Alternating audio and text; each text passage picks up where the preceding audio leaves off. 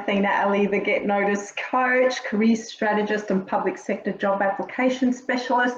Welcome to my live broadcast today on what to do when an internal applicant applies for the six-figure job that you want. Now, before I start today, I'd like to do an acknowledgement to country. In the spirit of reconciliation, I acknowledge the traditional custodians of country throughout Australia and their connections to land, sea and community. And I'd like to pay respect to their elders, past and present, and extend that respect to all Aboriginal and Torres Strait Islander people today. Thank you for being here and welcome. I'd also like to thank our first responders today because it was Thank our First Responder Day yesterday, and most of our first responders are public servants. So thank you to all of those people, particularly over the last 2 years, for that tireless work that you do for the community. We thank you. So in this weekly live today, I wanted to talk about, what to do when an internal applicant applies for the six-figure job that you want. Now, if you're here live, say hi in the comments below. And if you're watching the replay, add hashtag replay in the comments below. Or if you have any questions while I'm speaking, I will try and get to them while we're in the live. But if not, I always come back and just check the comments to make sure there aren't any other questions I may have missed. You can also view this on my YouTube channel. If you are stuck with LinkedIn or something happens to LinkedIn, you can watch this on my YouTube channel as well, live or on replay. Now, this topic of what to do when an internal applicant applies for a job that you want to go for is a huge issue for some of my clients, and indeed many people who want to apply for a public sector role or apply for the next level role, but they think that because there's an internal applicant, they shouldn't apply for the role, or maybe they should apply for the role and maybe not expect to get the role. But I want to have a chat about that because it is a common problem. And it will either be because perhaps you are in the department that's offering the new role, and there's a few of you perhaps that might want to go for it, but deep down you might know that there is a preferred applicant for that role, or maybe you didn't know, but because it's an internal role, you're sort of thinking, well, there might be someone already in that role.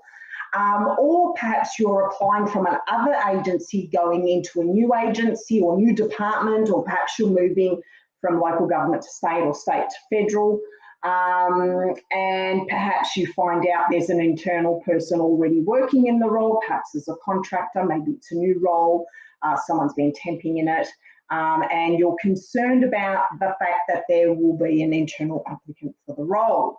Now, what do you do? Well, there's several options. You either don't apply, you either apply and assume you're not going to get the role, or you apply as if there is no other person going for the role or that you're the best person for the role.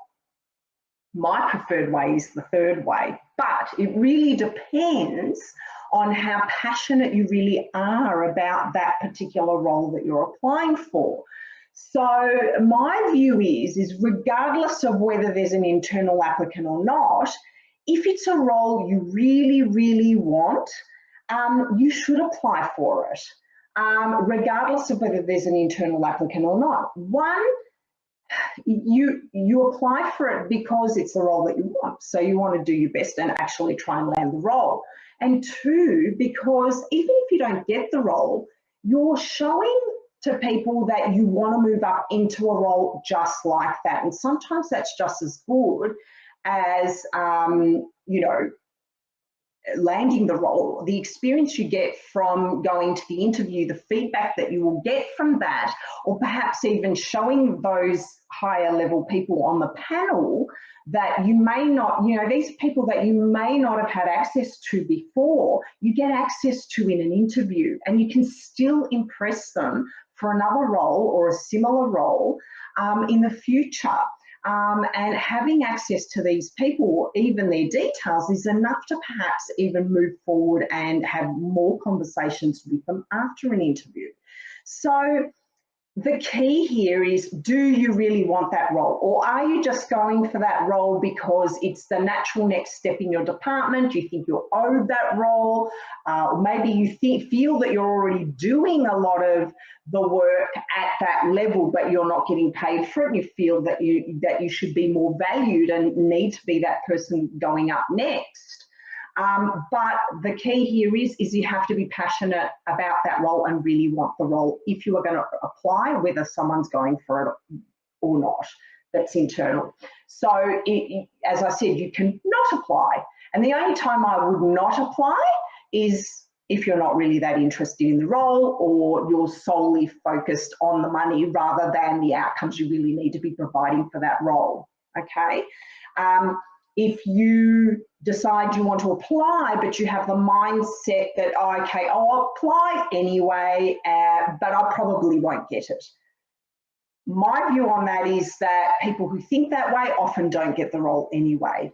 It is super important that when you're going for a role you actually really want, that you display the energy and enthusiasm of somebody that does want the role, and that will show through in your application, and it will show through at the interview if you get to one. So it's really important that you assume no one's getting that role and you perform at your absolute peak in that interview or through your job application documents so you get selected for an interview. Because to me, energy is everything. Everyone wants to work with a person that really wants to be doing that job, okay? And if you are the type of person that would apply and thinks, I don't really care whether other people are applying for it, I'm going to do the absolute best at this interview, and whether I get it or not, I'm going to learn something from it. That's the best place to be in if you're going to apply for a role when you know there's an internal applicant, because one, you'll do your best to knock their socks off, and if it's a role you really want, you probably will. And even if there is another person that's been pegged for that role, what your enthusiasm does is it plants a seed in the selection panel's head. Okay, it plants a seed of either, what other roles have we got that this person could potentially do for us because we really like this person? Or perhaps you'll go for another role and someone on that panel will be on it and you'll be the preferred applicant next time. I know that happened with me on one occasion. I went for a role and there was another internal applicant that went for it. Now, I did my absolute best at that interview because I really, really, really wanted that role. And as such, they loved me. And although I didn't get that role, they actually then had another role that was coming up in a very similar area. And I ended up getting that role instead because they really liked me. And so when I presented the second time, they already knew me. So it's super important. Love the role, do your best, whether you get it or not. There's always something to learn from going to an interview or applying for a role, as long as it's something that you really want. Now, that's the end of what I think about whether you should apply for a role or not when there's an internal applicant. If you have any comments about this, perhaps you've had experiences yourself about what that's like or what you think about that process, I'd love to hear your comments down below, and let's have a chat about it. Let's have a bit of a debate about it and what you actually think about that. Now, if you want some more tips and you want to learn about how you can wow a hiring manager to pick up your application and get really excited to see you, I'd love to see you at my next masterclass, which is on Tuesday the 21st of June, and it is at 8 p.m. Australian Eastern Standard Time. So for people in Sydney, Canberra, Melbourne and Tassie, or the Eastern Seaboard, it's at 8 p.m. For our friends in Perth, it will be at 6 p.m. and for our friends in Adelaide and Northern Territory, it will be at 7:30. So, so it's all after work for all of you that are working in the public sector. In this live training, I will talk about why your job application isn't getting the attention of hiring managers and recruiters, and why it's not strong enough to land you an interview for a senior public sector role. I will talk about the 3 mistakes that you're potentially making and that you need to overcome in order to be the person that they would want to see. And then I go through my 5-step proven process to help you to go from invisible to getting hired in a 6-figure public sector role, okay? So I would love to see you there. Bring your tea and your Tim Tams and listen in if you're a mission-driven public servant. If you're someone who's been trying to apply for roles in other departments or tiers of government and you keep getting knocked back or get the silent treatment, or even if you're trying to apply for a promotion within your department and you're always overlooked, you know, you're always the person that does the acting roles but never lands the permanent positions, or you're about to apply for roles in the public sector. You must register for that masterclass to get access to it.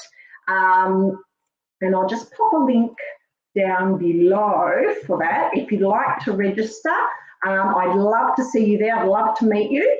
And I'd love to help you. It's really important to me. I'd love to be able to help more mission-driven public sector employees who love what they do, land their next level role that they love that can help the community. So that's the end of my live today. I hope you're all keeping warm. It is freezing here in Melbourne.